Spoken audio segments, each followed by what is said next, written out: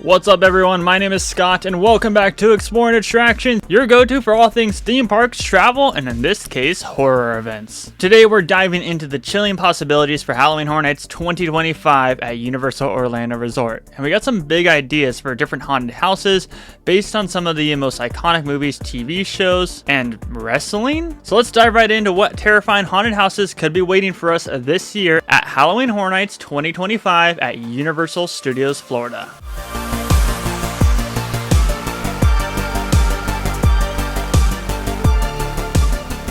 Now before we get into all the juicy stuff, make sure you hit that subscribe button with those bell notifications on. And if you do like this video at the end, please leave it a like and follow all of our social content as well, Instagram and X, which can all be found down below in the description. Now keep in mind everybody, these are all based around rumors that I have been seeing online. We're not going to be discussing permits, we're not going to be discussing speculation maps. We are only talking about the different rumors that have been really popular online, per se. I've been watching a lot of different YouTubers from Orlando getting their ideas, and some of these are just things that I've had in my head that just make sense for this year. But I think the big thing coming off of HHN last year is we do need some strong originals. I think last year we had strong originals. I mean, you had Slaughter Cinema 2, which was absolutely phenomenal. Major Suites, that was a really good zone turned into a house. You had Goblin's Feast, which was one of the highest rated haunted houses. Orlando definitely thrives off originals, and that was proven even more last. But there is one IP or horror icon that's been really popular recently, and that's Art the Clown from the Terrifier series. Now, if you told me Terrifier 1 was going to be as popular as it is nowadays, with just the whole Art the Clown icon and everything, well then I would laugh at you, because I didn't know that Art the Clown was going to blow up as much as he has. I mean, Terrifier 2, super successful, but on top of that, Terrifier 3 was even more successful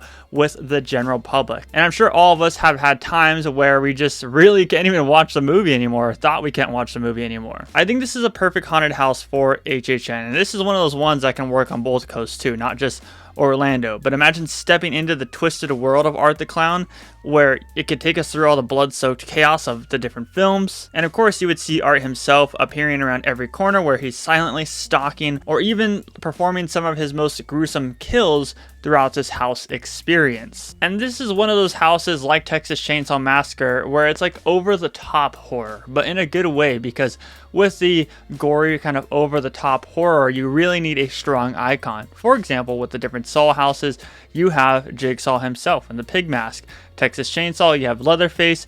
Terrifier, you would have Art the Clown. I would definitely like to see Art the Clown come to this year's HHN event, and I think that this is the year to do it. You know, really capitalizing off that popularity that he's been having recently. But let's talk about originals, shall we? Now, I have seen rumors of people talking about Slaughter Cinema 3, but not Slaughter Cinema 3, more of like a spin-off to one of these Slaughter Cinema areas in this house. Now, if you guys don't remember, one of the opening scenes was Mardi Gras murders in this haunted house, Slaughter Cinema 2. And honestly, the character that they had in there looked absolutely terrifying. And then there's a guy throwing up on the couch, and you know what happened when you got water blasted by that.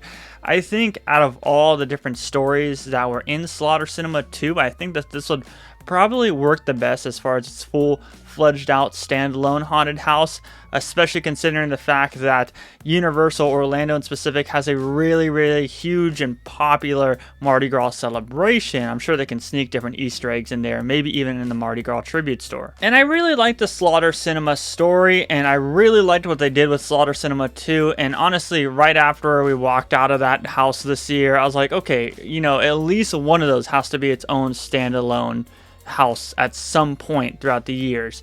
And while me seeing this rumor floating around, I gotta agree with everyone. I think it would be freaking awesome, and I would love to see it brought to life this year. Of course, there are plenty of zones that could definitely work as haunted houses. You could say Demon Queens, but I mean, we just technically had that with the Eternal Bloodlines. You have the Torture Fair, which would honestly, in my opinion, would work better in a house than it did in a scare zone. And just different scare zones that could always turn into originals. So I feel like there's always going to be that talk of a scare zone turning into a original haunted house. And you know, that may be the case this year, but not with an original, with an IP. Because there's another movie that comes out later this year done by Blumhouse, and that's Megan 2.0. We've seen Megan featured a couple different times at the event before. We've seen her in a flash mob dance. We've seen her in the Scare Zone last year. And honestly, even though sometimes people can criticize Blumhouse, they really know how to build their name and they really know how to build their characters. And Megan has had a lot of popularity. And I think with Megan 2 coming out this year,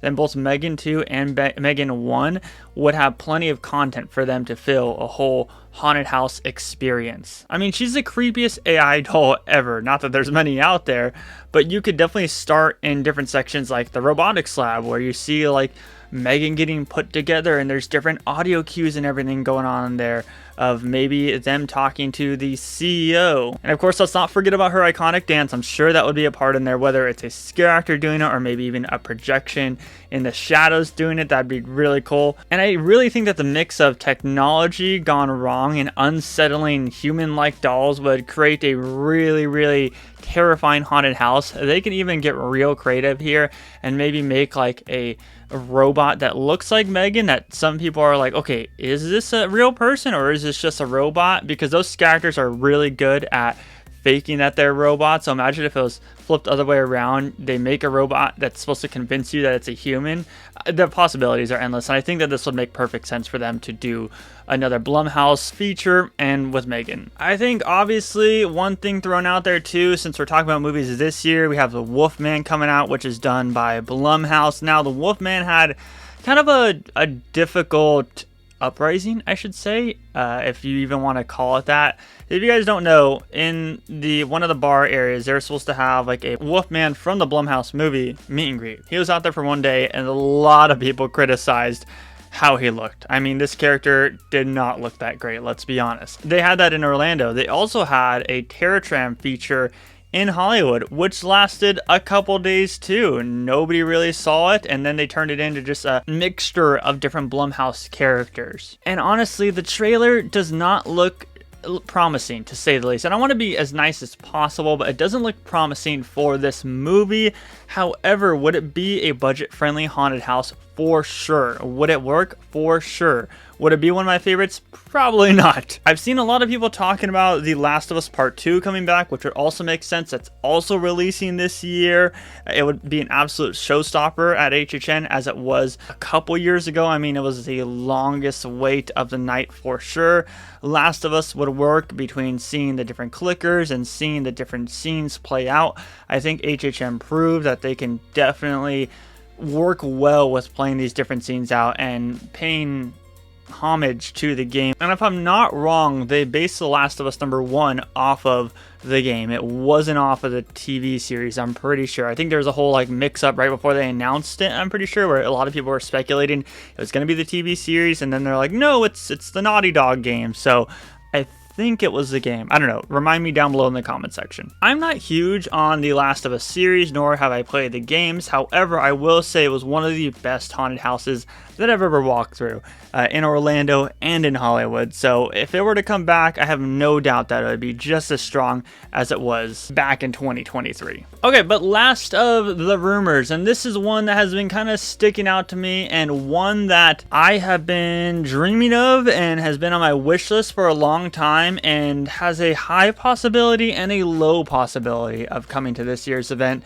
We're talking about the WWE. And while you may be thinking to yourself, whoa, the WWE is not scary. Well, there's aspects of it that are scary. For example, there's lots of different lore that I feel like I could go into in a separate video, but basically it's just a group of misfits who are absolutely terrifying. You have aspects like the Firefly Funhouse, which was supposed to be a fun, happy thing. Well, it's slowly but surely turned into a really demented, terrifying thing. Uncle Howdy, the character himself, Bray Wyatt, the character himself. You have the Fiend, which I think seeing a actor dressed up as a fiend and with the mask, I don't know, I would be like absolutely terrified. I would be geeking out, yeah, but that mask is absolutely freaking terrifying. I mean, what Bray Wyatt was doing in his time in WWE was so impressive. But I would really like to see them go into the storyline of the Wyatt Six and the backstory behind them. It would be really good. I think that it'd be really strong. Now, the reason why I say it's a high possibility is because the Wyatt Six have recently popped up back again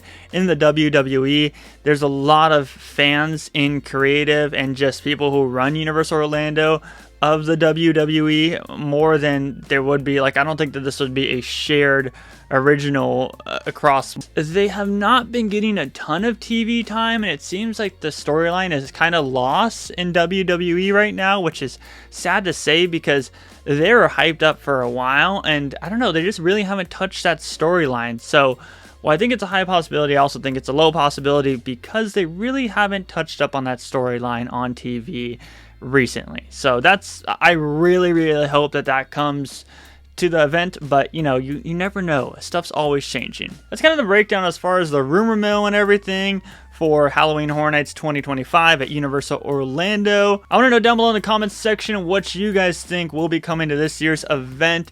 Am I spot on with some of these different haunted house ideas, or is there something that I'm missing? But if you're new here, please hit that subscribe button with those bell notifications on, and leave this video a like if you did enjoy it. And as always, you can follow all of our social content as well, which will be linked down below in the description. But as for today's video, my name is Scott, and you have been watching Exploring Attractions. Positivity is key, and most importantly, remember to keep exploring. Peace out, everybody.